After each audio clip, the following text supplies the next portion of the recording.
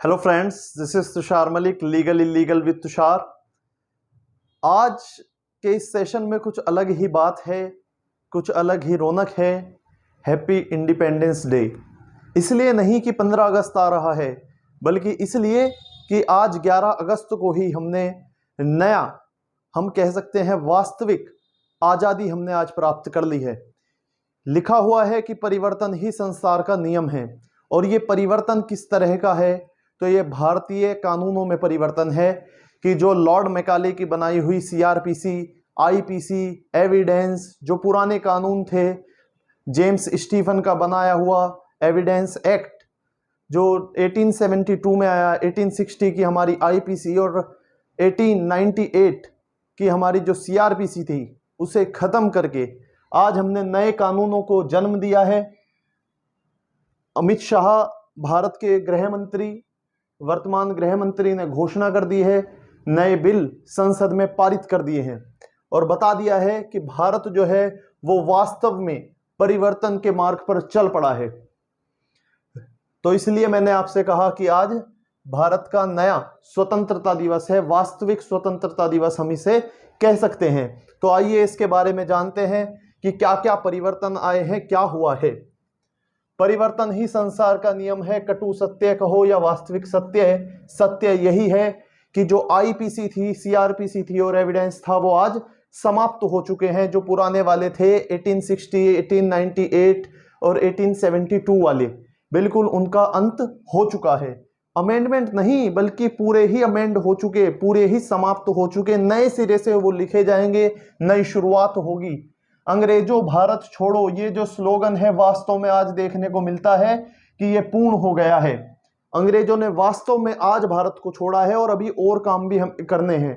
ये तो प्रधानमंत्री नरेंद्र मोदी के जो 5 उन्होंने प्रण दिए थे पिछले साल, उनमें से एक की पूर्ति आज हुई है कि हमारे जो पुराने कानून, जो ढर्रे पर हम चल रहे थे, पुरानी रूढ़ियों पर चल रहे थे अंग्रेजों की, उसे हमने आज समाप्त किया है। तो अंग्रेजों भारत छोड़ो वाले जो ये स्लोगन है, इसे वास्तव में आज हमने पूर्ण कर दिया है। भारतीय दंड विधान में मूलभूत परिवर्तन जो है वो आ गया है, क्योंकि क्रिमिनल लॉ जो है, क्रिमिनोलॉजी जो है इंडिया की, जो भारतीय दंड संहिता 1860, दंड प्रक्रिया संहिता 1898 और 1973 भी उसी की कॉपी मात्र थी, उसमें भी पूर्ण रूप से परिवर्तन कर दिया गया है। और भारतीय साक्ष्य अधिनियम यानी इंडियन एविडेंस एक्ट जो 1872 में बनाया गया था जेम्स स्टीफन के द्वारा, उसे भी पूरा परिवर्तन उसमें कर दिया गया है। नया बिल संसद में, भारतीय संसद में पेश हो गया है। तो भारतीय न्याय संहिता के रूप में भारतीय दंड संहिता 1860 को भारतीय न्याय संहिता 2023 के रूप में हम स्वीकार करेंगे। आज बिल पेश हो गया है और जल्द ही हमारे सामने नए कानून, हमारे वास्तविक भारतीय कानून हमारे हाथ में होंगे।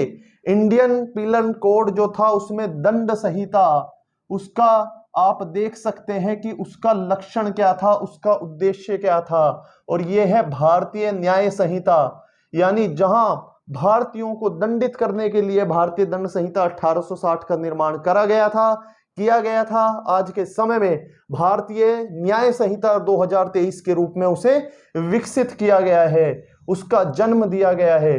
तो इसलिए भारतीय न्याय संहिता के रूप में आज 2023 में नई भारतीय न्याय संहिता के रूप में हमारा कानून आया है, स्वदेशी कानून आया है। फिर दंड प्रक्रिया संहिता सीआरपीसी 1898 1973 वाली जो थी, उसे समाप्त करके, उसमें परिवर्तन करके भारतीय नागरिक सुरक्षा संहिता, नागरिकों की सुरक्षा के लिए हमने ऐसा प्रोसीजर लाया है सन 2023 में, जो राष्ट्र कल्याण के लिए, जन कल्याण के लिए उपयोगी होगा। तो ये बहुत बड़ा परिवर्तन आज का हम कह सकते हैं। आजादी के बाद इतना बड़ा विधि में परिवर्तन नहीं देखा गया है।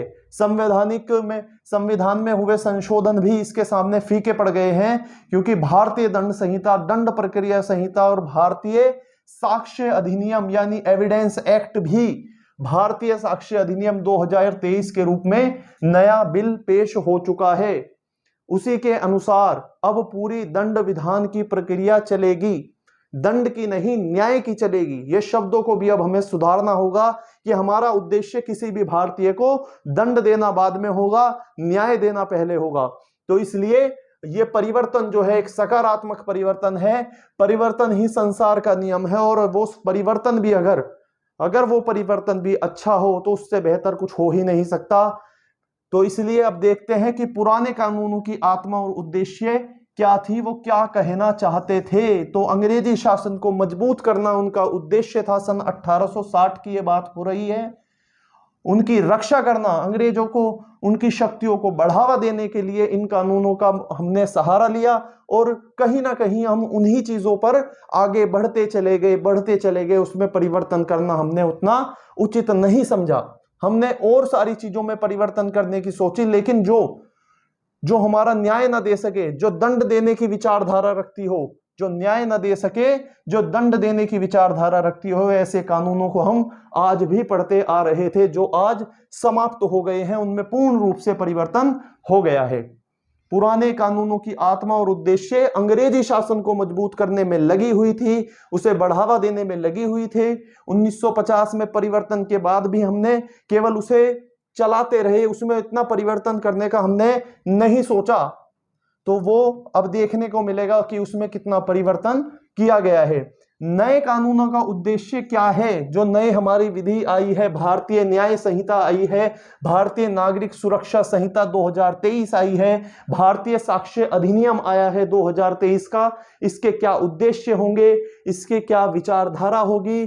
तो इसका उद्देश्य है कि भारतीय नागरिक को संवैधानिक अधिकार मिले, उनकी प्राप्ति हो और उनकी रक्षा हो। नागरिकों की रक्षा करना, उन्हें न्याय दिलाना, यही इसका मूलभूत लक्ष्य है, यही इसका मूलभूत उद्देश्य है।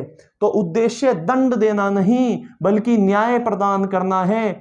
न्याय की ओर किस तरह से बढ़ सके भारतीय नागरिक, वो केवल एक उसी में उलझा हुआ न रह जाए कि मुझे अब सजा मिलेगी, अब उसे न्याय की आशा रहेगी कि भाई अब तो परिवर्तन हो गया है, अब तो मैं भी एक भारतीय, सच्चे भारतीय की तरह कुछ अच्छा काम कर सकूं कि भाई हमारे देश में दंड नहीं दिया जाता, बल्कि दंड के रूप में भी न्याय मिलता है।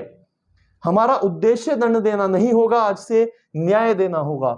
विभिन्न समितियां जो हैं, विभिन्न समितियों ने इसके ऊपर अपने विचार रखे हैं, अपने मतों को रखा है, जिसे अपना करके इस बिल को, इस विधेयक को आज भारत के गृह मंत्री श्री अमित शाह जी ने उसे संसद में पेश किया है। सुप्रीम कोर्ट और हाई कोर्ट का सहारा लेकर के, क्योंकि सुप्रीम कोर्ट ही न्यायपालिका की सबसे बड़ी जो पॉइंट है वो देश में है।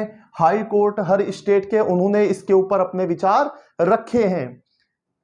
राष्ट्रीय विधि विश्वविद्यालय, उनका योगदान क्या रहा इसमें? तो उनका भी अत्यधिक योगदान रहा है। हर एक लॉ यूनिवर्सिटी का इसमें योगदान रहा है। इसके बाद विधि मंत्रालय ने अपना पूर्ण इसमें सहयोग दिया है, पूर्ण योगदान दिया है। राज्य के राज्यपालों, राज्यों के मुख्यमंत्रियों की हमने सलाह ली है, और ये आंकड़े भी निकाले हैं कि 142 सांसदों से हमने विचार विमर्श किया है इसके बारे में। 18 राज्यों से हमने, उनके 270 विधायकों से हमने पूछा, और 6 केंद्र शासित प्रदेशों से निकल करके चीजें आई कि कहां परिवर्तन करना चाहिए, कौन सी विचारधारा को आगे बढ़ाना चाहिए, क्या उसी विचारधारा को जो दंड का प्रावधान करती है, या फिर न्याय की ओर बढ़ना चाहिए। हम नागरिकों के जो हमारे अधिकार हैं, कर्तव्य हैं, उनकी रक्षा के लिए ही तो कार्य कर रहे हैं। दंड देना हमारा उद्देश्य नहीं था शुरुआत से ही। ये तो अंग्रेजों के ढर्रे पे जो हम चल रहे थे, उसमें परिवर्तन की मांग आज भारत कर रहा है। 4 वर्षों का अथक प्रयास इसमें हमें देखने को मिलेगा कि पिछले 4 वर्षों में, सन 2019 से और आज 2023 तक इसमें कितनी मेहनत की गई है, वो हमें जब ये लागू होगा तो देखने को मिलेगा। अब इसके बाद देखते हैं जो इसका सकारात्मक परिवर्तन रहा है। आखिर ये सकारात्मक कैसे है? उस अंग्रेजी भारतीय दंड संहिता 1860 से जो आज भारतीय न्याय संहिता 2023 बनी है, उसमें क्या कोई परिवर्तन भी आया है सकारात्मक रूप से? तो देखिए कि क्या परिवर्तन उसमें देखने को मिलता है कि महिलाओं के विरुद्ध जो अपराध होते हैं, जो बच्चों के विरुद्ध अपराध होते हैं और जो मानव शरीर के विरुद्ध अपराध होते हैं, हम देखते हैं कि धारा 302 हत्या की सजा का प्रावधान करती है, धारा 376 महिला के साथ बलात्कार का अपराध का दंड देती है, जबकि वर्तमान की आधुनिक जो हमारी भारतीय न्याय संहिता आई है उसमें महिलाओं के विरुद्ध होने वाले अपराधों को, बच्चों के विरुद्ध होने वाले अपराधों को, मानव शरीर के विरुद्ध होने वाले अपराधों को पहले ही अध्याय में रखा गया है, जिससे उनकी रक्षा की जा सके, जो हम उन्हें इतनी इंपॉर्टेंस दे सकें। ये नहीं कि 511 धाराएं हैं तो उसमें 376वें नंबर पर हम इसे मान रहे हैं, हमने तो इसे पहले ही चैप्टर में रख लिया है कि ये हमारे लिए इतना ज्यादा इंपॉर्टेंट है, इतना महत्वपूर्ण है। तो ये सकारात्मक परिवर्तन देख सकते हैं। ये नहीं कि 375 धारा थी और 376 में बार बार अमेंडमेंट करके 1 2 3 4 ABCD के भी डी का ए, डी का बी, उसमें अमेंडमेंट ही करते चले गए।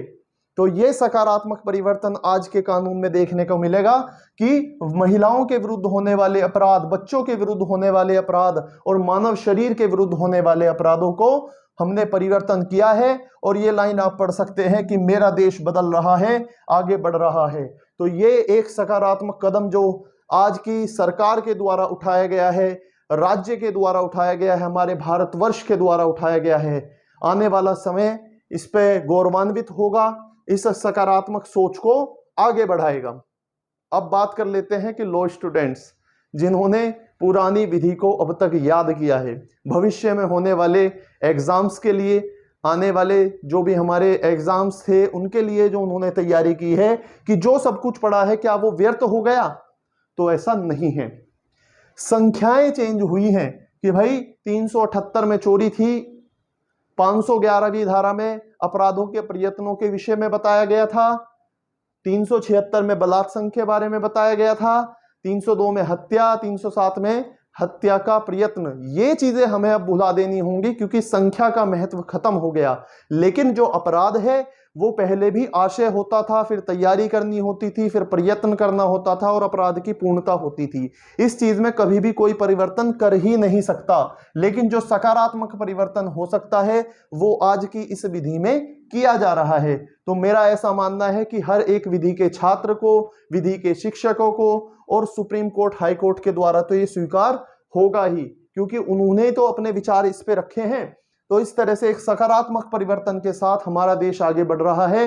तो इसका हमें पूर्ण रूप से स्वागत करना चाहिए और ये मानना चाहिए कि आज वास्तविक तौर से, वास्तविक रूप से हमारा जो देश है वो स्वतंत्र हो रहा है, स्वतंत्र होने की, वास्तविक स्वतंत्रता की ओर आगे बढ़ रहा है। तो इसी के साथ बने रहिए मेरे चैनल पर लीगल इल्लीगल विद तुषार।